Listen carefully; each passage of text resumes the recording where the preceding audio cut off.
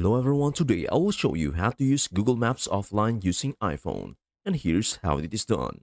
First, open the Google Maps app on your iPhone device. Make sure you are signed in with your Google account, as you will need that to download and manage offline maps. Now search for the area or city you want to download for offline use. You can type in a specific city, region, or even a neighborhood. Tap the search bar at the top of the screen. Enter the location name and select it from the results. Once the location appears, here's how to download it for offline use. Tap on the name of the location or swipe up on the info at the bottom of the screen. In the options that appear, look for download and tap on it.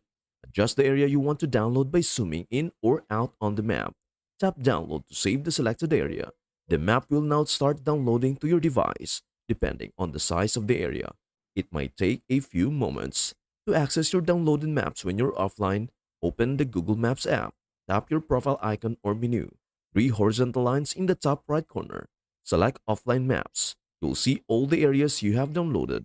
Tap on any of them to view and navigate without an internet connection. Now you can use these maps just like you would with an internet connection.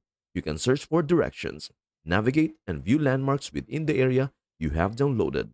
The only difference is that features like live traffic updates and alternate route suggestions won't be available when offline. To keep your maps up to date, you can periodically refresh them. Here's how. Go back to offline maps in Google Maps. Tap the three dots next to the map you want to update.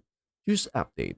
If you no longer need an offline map, you can also delete it. In the same menu, tap the three dots next to the map. Tap Delete to free up space on your phone. And that is everything you need to know about how to use Google Maps offline using iPhone. Before we end, may I humbly ask you a favor? Please do like, share, and subscribe to our channel. This means the world to us. Thank you so much for watching. We hope to see you in our next video.